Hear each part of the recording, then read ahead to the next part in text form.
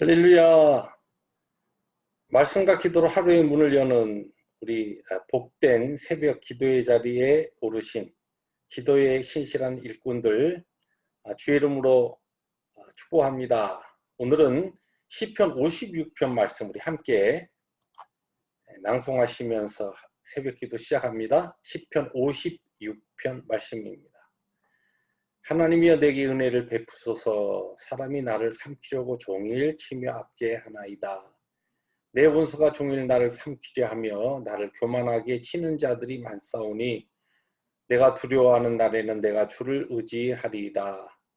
내가 하나님을 의지하였은즉 두려워하지 아니하리니 사람이 나에게 어찌하리까. 하나님이여 내가 주께 소원함이 있사온즉 내가 감사제를 주께 드리리니 주께서 나의 생명을 사망에서 건지셨습니다.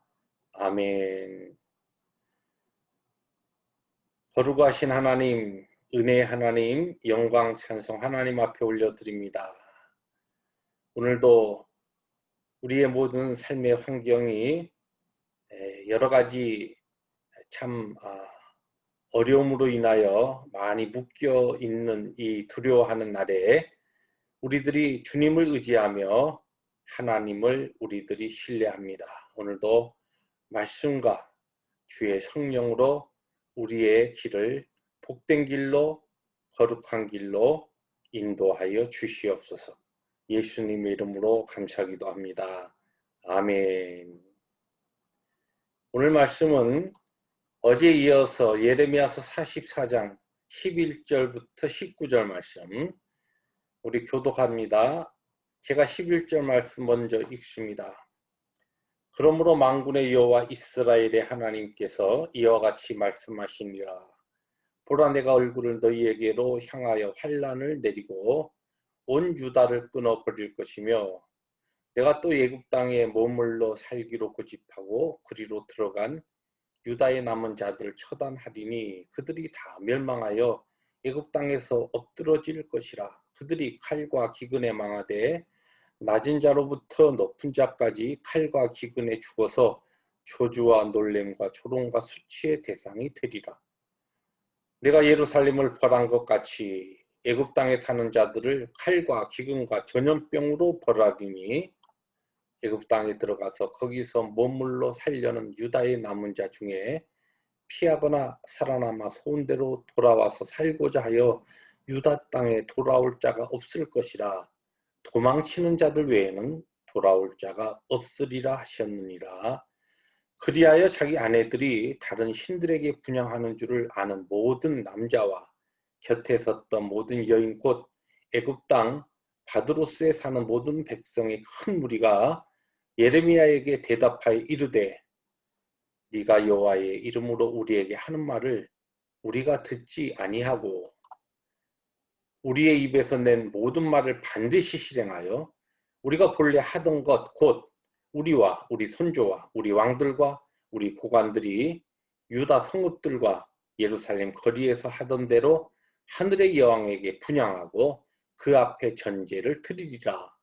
그때는 우리가 먹을 것이 풍부하고 복을 받고 재난을 당하지 아니하였더니 우리가 하늘의 여왕에게 분향하고 그 앞에 전제 드리던 것을 패한 후부터는 모든 것이 궁핍하고 칼과 기근의 멸망을 당하였느니라 하며 19절 함께 봅니다. 여인들이 이르되 우리가 하늘의 여왕에게 분향하고 그 앞에 전제를 드릴 때 어찌 우리 남편의 허락이 없이 그의 형상과 같은 과자를 만들어 놓고 전제를 드렸느냐 하는지라. 아멘. 네, 어제 이어서 이제 예레미야서 44장 오늘 중반부의 말씀은 하나님께서 애굽 땅에 간 다음에도 계속적으로 하나님 싫어하시는 우상 숭배를 하고 있던 그 유다 남은 백성들을 하나님께서 칼과 기근과 전염병으로 벌하시리라는 그런 말씀을 예레미야를 통해서 하십니다. 이런 하나님의 말씀에 이 유다 백성들이 하나님의 이 말씀에 아주 거세게 거칠게 그렇게 반응합니다. 오늘 내용이 바로 그 내용인데 오늘 말씀 가운데 저는 이 12절이 이렇게 묘사되고 있죠. 내가 또 애굽 땅에 머물러 살기로 고집하고 그리로 들어간 유다의 남은 자들을 여기 고집이라고 하는 단어가 나옵니다. 하나님께서 분명히 예레미야 선지자를 통하여서 애굽으로 가면 너희들 망한다. 너희들의 눈에 보기에는 위험한 것 같아도 이 유다 땅에 남아 있어야 너희들이 산다. 이것이 복된 길이다. 이것이 안전한 길이다. 그러나 그들은 하나님의 말씀보다 자기들의 경험과 자기들의 나름대로 합리적인 그와 같은 생각을 바탕으로 애굽이 더 안전하다. 그렇게 생각하고 고집스럽게 하나님의 말씀에 불순종해서 내려갔다는 것입니다. 여기 고집이라고 하는 단어가 오늘 우리들이 나눌 이 모든 말씀의 중요한 주제의 단어입니다. 우리가 하나님 앞에서 믿음을 가지고 살아갈 때에 하나님 앞에서의 고집스러움, 이거 굉장히 영적으로 아주 부정적인 성품입니다.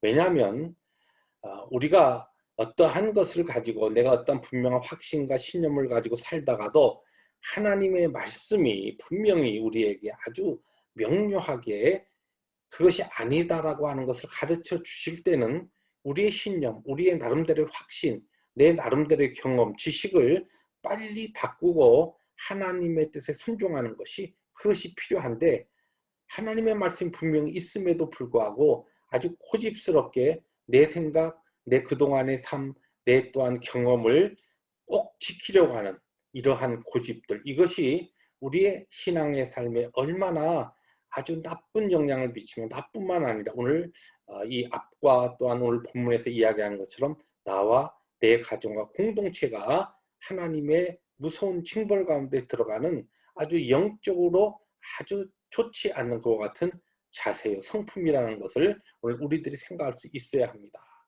오늘 이 말씀에 보면은 이 고집스러운 사람들이 하나님의 징계에 대한 경고에도 불구하고 여기 16절부터 18절에 이렇게 대답하죠.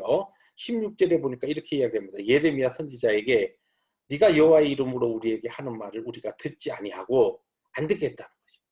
당신이 지금 하나님의 말씀대로 하는 건 우리가 들을 수 없다.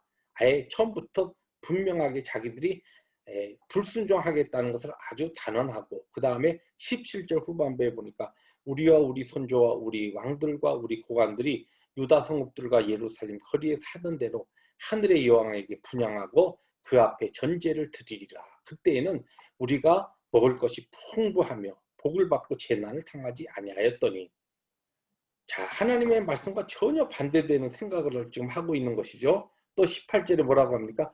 우리가 하늘의 여왕에게 분향하고 그 앞에 전제를 드리던 것을 패한 후부터는 모든 것이 궁핍하고 칼과 기근에 멸망을 당하였다. 자, 이들의 이 이야기, 여기 이제 하늘의 여왕이라고 하는 이 단어가 계속 반복적으로 나오는데, 이 하늘의 여왕은 그 당시 고대 근동에 있었던 일반적으로 이제 성경의 솔로몬 왕의 말년부터 시작된 이 아스다롯이라고 하는 신을 이야기합니다. 그러니까 풍요와 다산을 상징하는 신인데, 이것이 이제 나중에 이 아수르와 바벨론에게 있어서는 이시타르라고 하는 그런 신의 비슷한 이름으로 그렇게 그곳에는 불리고, 또 아프로디테라고 하는 이 헬라에서는, 그리스에서는 그 신이 나중에 이것이 이제 로마에서는 비너스 신이 됩니다. 이런 신으로 불려지고, 이들이 이제 애굽에 내려갔을 땐 애굽에서는 아낫이라고 하는 신이 있어요. 이 여신인데 동일한 신입니다. 이 모든 신들은 이름만 다를 뿐이지 공통점이 뭐냐면 이 신을 잘 이렇게 분양하고 섬기고 제사하고 하면은 그렇게 이 신에게 열심히 숭배하는 사람들, 1차적으로 그들이 자손들을 많이 낳아서 아주 많은 자손들을 얻게 되고, 또 그들이 가축을 키우면 가축들이 새끼들을 막 잘 낳아갖고 가축들이 막 번성하게 되고, 또 이제 농사를 지으면 농사에 막 많은 열매가 맺어서 풍년이 들어서, 그래서 풍요롭게 된, 그러니까 풍요와 다산을 보장하는 신입니다. 쉽게 이야기하면 잘 살게 되는, 이 신을 잘 섬기면 잘 먹고 잘 살게 되는 그런 것이 보장되는 신인 것이에요. 자, 그런데 이제 이들이 이렇게 이야기하는 데는 유다인들이 지금 예레미야의 이 하나님의 예레미야를 통해 하나님이 하신 말씀에 아주 정면으로 반대하면서 정말 우리가 볼 때는 너무 말도 안 되는 이와 같은 생각을 하는 것이 왜 이들이 이렇게 고집스러운 이 불신앙과 불순종을 이렇게 그들이 붙잡느냐 하면은 자기들이 지금 그 경험으로 볼 때는 요시야 왕 때 이전에 요시야 왕 이전에는 오히려 하나님 섬기는 것보다 이 아스다로 신을 열심히 섬긴 거예요. 그랬더니 별 문제 없었고 요시야 왕 때 이 아스다로 신의 모든 신전을 헐고 또 분양하던 제단 다 파괴하고 그러고 나서 그 다음부터 자기들이 볼 때는 이 유다에 망조가 들어가지고 결국은 예루살렘과 유다가 이제 함락하는 이 상황까지 오게 되었다. 그들이 볼 때 그렇게 보인 겁니다. 자, 여러분 우리가 신앙적인 고집을 부리는 사람들이 전혀 이유가 없는 게 아니에요. 오늘 여기에 이야기하는 사람들처럼 자기들의 불신앙과 자기들의 불순종에는 나름대로 그 불신앙과 불순종을 합리화시키는 이유가 있습니다. 그런데 그 이유가 이 사람들의 영적인 안목이 너무 협소하고 짧기 때문에 그래요. 우리를 창세전에 택정하시고 오늘 우리를 예수 그리스도의 이름으로 구원하시고 영광스러운 그 하나님의 그 영생을 약속하신 다음에 이 땅의 사명의 자로 살게 하시는 이 하나님의 계획은 정말 하나님의 그 광대하신 뜻과 계획 가운데 쭉 이렇게 펼쳐져 있습니다. 그런데 우리가 이제 고집 부리는 영적으로 하나님의 말씀에 쇠고집 부리는 아주 똥고집을 부리는 이런 사람들의 그 특징이 뭐냐면 자기들이 신념하는 나름대로 그것이 확실한데 그것이 영적인 안목이 오늘에 딱 묶여있기 때문에 그렇습니다. 하나님의 말씀은 여러분 6,000년에 걸쳐서 우리에게 수많은 그와 같은 하나님의 거룩한 구속의 이 역사를 통해서 우리에게 가르쳐주지 않습니까?